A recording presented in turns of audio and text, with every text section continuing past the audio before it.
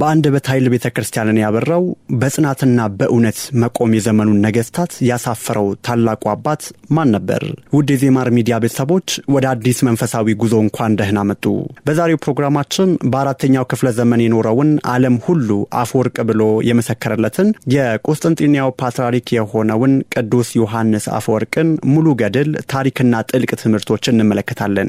በስብከቱ ስለ ንስሐ፣ ስለ ድሆች ፍቅርና በቤተ መንግስት ስህተቶች ላይ በድፍረት መናገሩን ተከትሎ የደረሰበትን ከባድ ስደትና ገድሉ የተፈጸመበትን ታሪክ ይከታተላሉ።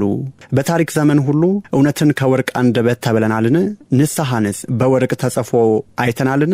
ዛሬ በአራተኛው ክፍለ ዘመን ቤተክርስቲያናችንን በአንደበቱ ብርሃን ያበራውን ዓለም በሙሉ አፈወርቅ ብሎ የሰየሙትን የቤተክርስቲያናችንን መናፈሻ እናያለን። እርሱ ማን ነበረ? በስብከቱ ኃይል የመንግስትን ስልጣን ሳይፈራ እውነትን የተናገረ በዓለማዊ ሀብት ፈንታ መንፈሳዊ ልዕልናን ያሳየ የድሆች እውነተኛ ወዳጅ የነበረው ይህ ታላቅ አባት። ውድ የዜማር ሚዲያ ተመልካቾች የዛሬው የእኛ ዝግጅት ስለ ቅዱስ ዮሐንስ አፈወርቅ ማለትም ወርቃማው አፍ ተብሎ ስለተጠራው ሐዋርያዊ አባት ነው። በአንደበቱ እውነትን እንደ ወርቅ ያቀለጠውን በጽናቱ ምሳሌ የሆነውን የቅዱስ ገድል ሕይወትና ትምህርቶች በዝርዝርም እንመለከታለን። ጉዟችንን የምንጀምረው በዛሬዋ ሶሪያ ውስጥ በምትገኘው ታሪካዊቷ አንጾኪያ ከተማ ነው። ቅዱስ ዮሐንስ የተወለደበት በዚህ ታላቅ ከተማ ውስጥ በ334 ዓመተ ምህረት ገደማ ከነበሩና ባለጸጋ ቤተሰቦቹ ነው። ሆኖም ገና በልጅነቱ ትልቅ ፈተና ገጠመው። አባቱ ሴኩንዱስ እርሱና እህቱን ጥለው በሞት ተለዩ። በዚች አስቸጋሪ ጊዜ ታላቋ እናቱ ቅድስት አንቱሳ አባታችንን መንከባከብ ጀመረች። ዮሐንስ በዓለማዊ ጥበብና በሃይማኖታዊ ትምህርት እኩል አሳደገችው። በወቅቱ ከታወቁ የፍልስፍና መምህራን መካከል ሊባኒዩስ ከሚባለው ተምሯል። ሊባኒዩስ ራሱ ይህን ልጅ የክርስቲያኖች ሃይማኖት ባይነጥቀኝ ኖሮ ትልቅ ስሙ ለራሱ ክብር ይሰጥ ነበር በማለት መስክሮለታል። ነገር ግን ዮሐንስ የዓለማዊ ጥበብ ፍጻሜው ሃይማኖት መሆኑን ተረዳ። ከትልቅ ዓለማዊ ስልጣንና ሀብት ይልቅ የመንፈስን ሰላምን መረጠ። በመጨረሻም እናቱን አሳምኖ ወደ በረሃ በመሄድ ለ6 ዓመታት ገዳማዊ ሕይወት ጀመረ። በዚህ ወቅት ገዳማዊ ሕይወት የሰጠው ትልቅ መንፈሳዊ ዕውቀትና የጽናት ስልጣን ለሚመጣው አገልግሎት መሰረቱ ሆነ። ለጤና ችግር ሲል ከበረሃ ከተመለሰ በኋላ በ381 ዓመተ ምህረት ዲያቆን ሆኖ ተሾመ። ከ5 ዓመታት በኋላም በ386 ዓመተ ምህረት ካህን ሆኖ ሲሾም የአንጾኪያ የቤተክርስቲያን ታላቅ መብራት መሆን ጀመረ። ትልቁ የስብከት ተሰጥኦውም እዚህ ላይ ጎልቶ ወጣ። በ398 ዓመተ ምህረት ቅዱስ ዮሐንስ ለክርስቶስ ቤተክርስቲያን የነበረው ፍቅርና የስብከት ኃይሉ የቁስጥንጥንያን ከተማ አይን ስቧል። ንጉሠ ነገሥት አርቃዲዮስና አማካሪዎቹ ከአንጾኪያ በማስወጣት የቁስጥንጥንያ ፓትርያርክ አድርገውም ሾሙት። የፓትርያርክነት ዘመኑ በታላቅ ተሐድሶና በጽኑ ትምህርት የታጀበም ነበረ። አንደበቱ ወርቅ ነበረ። ስብከቶቹ መጽሐፍ ቅዱስን በቀላሉ በመተርጎም የዕለት ተዕለት ሕይወትን በመዳሰስና ንስሐን በጽናት በመስበክ ይታወቅም ነበረ። አፈወርቅ የተባለውም ከዚህ የተነሳ ነው። እርሱ የክርስቶስን ወንጌል መኖርን እንጂ መናገርን ብቻ አልወደደም። በኃጢአት ሰጥመው የነበሩ የቤተ ክርስቲያን አገልጋዮችና ምዕመናንን ሳይቀር በግልጽም አስመልክቶናል። ከሁሉም በላይ ዮሐንስ አፈወርቅ የድሆች ጠበቃም ነበረ። የቤተ ክርስቲያኗን ሀብት ከንቱ የሆነ ውበትን ከማሳደድ ይልቅ ለድሆች፣ ለታመሙና ለመበልቶች መዋል እንዳለበት በጽናትም አስተማረ። ድሆችን መውደድ ማለት ክርስቶስን መውደድ ማለት ነው የሚለው መርሁ የስልጣን ባለቤቶችን ሳይቀርም አሳፍረዋል። ከታላላቅ ትምህርቶቹ መካከል ሶስቱንም እንመልከት። አንደኛ፣ ዮሐንስ ጥሪው ኃጢአትህ ምንም ያህል ከባድ ቢሆን ወደ እግዚአብሔር ከተመለስክ ይቅርታው ሰፊ ነው በማለት ተስፋንም ሰበከ። ሌላኛው ስለ ትሕትናና ጸሎት የነፍስ መተንፈሻ መሆኑንና ከእግዚአብሔር ጋር የምንገናኝበት ዋነኛ መንገድ መሆኑን አስተማረን። ሶስተኛው ደግሞ የስልጣን ብልሹነትን መቃወም ነበረ። ለሰዎች ይቅርታን ሲሰብክ በቤተ ክርስቲያንና በቤተ መንግስት ውስጥ የነበሩትን ስህተቶች በመቃወምም ጥብቅና የማይታጠፍም ነበረ። የቅዱስ ዮሐንስ ኃይል ስብከት ከምዕመናን ልብም አልፎ ወደ ቤተ መንግስትም ደረሰ። እውነቱን ሳይሸሽ በግልጽ በመናገሩ በወቅቱ በነበረችው ኃይለኛዋ ንግስት ኤውዶክያስ ላይ አተኩሮም ነበረ።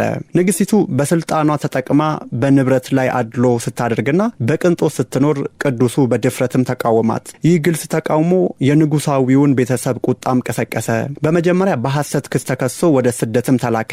ምንም እንኳን የቆስጠንጥንያ ሕዝብ በኃይል ተቃውሞ ወደ ከተማዋ ቢመልሰውም ግጭቱን አላቆመም። ዮሐንስ አፈወርቅ የድሆችን ልብስ አልብሰን ክርስቶስን አናከብረውም የሚለው መንፈሳዊ ድምፁ በኤውዶክያስ ጆሮ እንደ መርፌ ነበር የተሰማው። በመጨረሻም በ403 ዓመተ ምህረት ከስልጣኑ ተሻረና ለሁለተኛ ጊዜ ወደ ሩቅ ቦታ ኩኩሱስ ወደሚባል ከባድ ስደትም ተላከ። ከባድ የአየር ንብረትና አደገኛ ጉዞ ቢገጥመውም በመንፈሱ አልተሰበረም። ከስደት ቦታውም ቢሆን ደብዳቤዎችን በመጻፍ ምዕመናንን ያበረታታም ነበር። ጠላቶቹም በሩቅ ስደት እንዲቆይ አልፈለጉም። በመጨረሻ ወደ ይበልጥ ሩቅ ወደ ፒፒኤስ እንዲሄድም አዘዙ።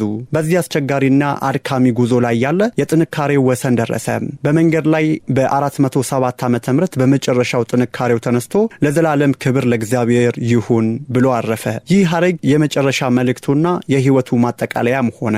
ኢትዮጵያችን አሁን ባለችበት ሰዓት ማህበራዊ ፍትህ በጠፋበት፣ ኢኮኖሚያዊ ችግር በከበደበትና በብዙ ፈተናዎች በተወጠረችበት የቅዱሱ ህይወትና ትምህርት ለኛ እጅግ አስፈላጊ ነው። ቅዱሱ በአራተኛው ክፍለ ዘመን የቆስጦንጥንያ ፓትርያርክ ሆኖ የገጠመው ፈተና ዛሬ ኢትዮጵያውያን አማኞችን እየፈተነ ካለው ሁነት ጋር ተመሳሳይነት አለው። ታዲያ አፈወርቅ የተሰኘው ይህ ታላቅ አባት እንዴት አድርጎ ነው ለዛሬው ትውልድ መመሪያ ሊሆን የሚችለው የሚለውን እንመልከት። የቅዱስ ዮሐንስ አፈወርቅ ታላቅ ምሳሌነት የሚጀምረው እውነትን በድፍረት በመናገር ነው። እርሱ ንጉሠ ነገሥቱንና ንግሥት ኤውዶክያስን ሳይፈራ ቤተ መንግሥት ውስጥ ያለውን ብልሹነት፣ ሙስናና ድሆችን መበደል በግልጽ ይቃወም ነበረ። የዛሬው ምሳሌነት ዛሬ በኢትዮጵያችን ውስጥ ሙስና ተንሰራፍቷል። ድምፅ አልባ የሆኑ ወገኖችን በፍትህ እጦትም ይጎዳሉ። ቅዱስ ዮሐንስ አፈወርቅ የስልጣን ባለቤቶችን ፍርሃት ሳያድርበት እውነትን የተናገረበት መንገድ ለዛሬዎቹ መንፈሳዊ አባቶች፣ ምሁራንና ለሁሉም አማኝ ዜጋ ታላቅ የድፍረት ጥሪም ነው። የክርስቲያን ድምፅ በፖለቲካዊ ፍርሃትና በዓለማዊ ጥቅም መደብዘዝ የለበትም። ቅዱሱ ያስተማረን የስልጣንና የሀብት ባለቤት ቢሆኑም እንኳን ለኃጢአትና ለበደል መገዛት እንደሌለብን ነው። እውነተኛ አማኝ ማለት የእውነትን ዋጋ ከፍሎ የሚናገር ማለት ነው። ሁለተኛውና ወሳኙ የቅዱሱ ምሳሌነት ለድሆች የነበረው ፍቅርና የቤተ ክርስቲያን ሀብት አያያዝ ነው። ዮሐንስ አፈወርቅ የቤተ ክርስቲያንን ውድ ዕቃዎችና ቅንጦቶችን በመሸጥ የተገኘውን ገንዘብ ለችግረኞችና ለሆስፒታሎች አውሏል። ድሆችን መውደድ ማለት ክርስቶስን መውደድ ማለት ነው የሚለው መርሁ የህይወቱ መመሪያም ነበረ። የዛሬው ምሳሌነት ኢትዮጵያ በአስከፊ የኢኮኖሚ ቀውስ፣ በድርቅና በጦርነት ምክንያት በተፈናቀሉ ስደተኞች የተሞላችበት ዘመን ላይ ነን። የቅዱስ ዮሐንስ ምሳሌነት ለኢትዮጵያ ኦርቶዶክስ ተዋሕዶ ቤተክርስቲያን እና ለምዕመናን ሁሉ ጥሪም ያቀርባል። ሀብትን ለከንቱ ውበት ከማዋል ይልቅ ለተጨነቀው ወገናችን መዋለ ንዋይ መሆን እንዳለበት ያስተምረናል። በግል ህይወታችንም ቢሆን ከቅንጦት በመራቅ የደሃ ወገኖቻችንን እንባ በመጥረግ የቅዱሱን ፈለግ መከተል አለብን። የመንፈሳዊነት መለኪያ የሥርዓተ ቤተክርስቲያን አድራጊነት ብቻ ሳይሆን ተግባራዊ የሆነ ምጽዋትና ፍቅር መሆኑንም ያሳስበናል። በመጨረሻም ቅዱስ ዮሐንስ አፈወርቅ በከባድ ስደትና መከራ ውስጥ አልፏል። ሆኖም በመጨረሻው እስትንፋሱ እንኳን ለዘላለም ክብር ለእግዚአብሔር ይሁን ብሎ እውነቱን አስመስክረዋል። የዛሬው መልእክት ኢትዮጵያውያን ዛሬ ባለንበት ችግርና መከራ ውስጥ የቅዱሱ ጽናት ለእኛ ታላቅ ብርታት ነው። ችግራችንን በፖለቲካ ብቻ ሳይሆን በጠንካራ ጸሎትና በእምነት መጋፈጥ እንዳለብንም ያስተምረናል።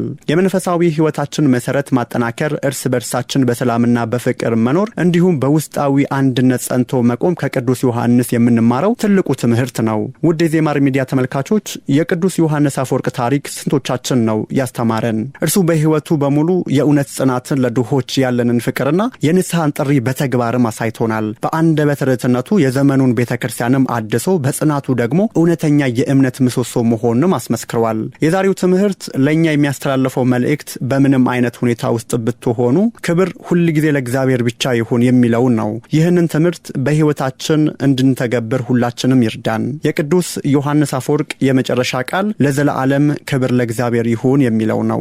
ይህም በህይወታችን በሚገጥሙን በማንኛውም ሁኔታ ውስጥ ለፈጣሪ ክብር መስጠት እንዳለብንም ያስተምረናል። ይህ መንፈሳዊ ትምህርት እንደረዳው ተስፋ እናደርጋለን። ከዚህ ቪዲዮ ምን ተማሩ? በአስተያየት መስጫ ቦታዎች ላይ እንገሩን። የዜማር ሚዲያ ቤተሰብ ለመሆን ሰብስክራይብ ያድርጉና የደውሉን ምልክት ይጫኑ። ቪዲዮውን ወደ ሌሎች እንዲደርስ ላይክ እና ሼርም ያድርጉት።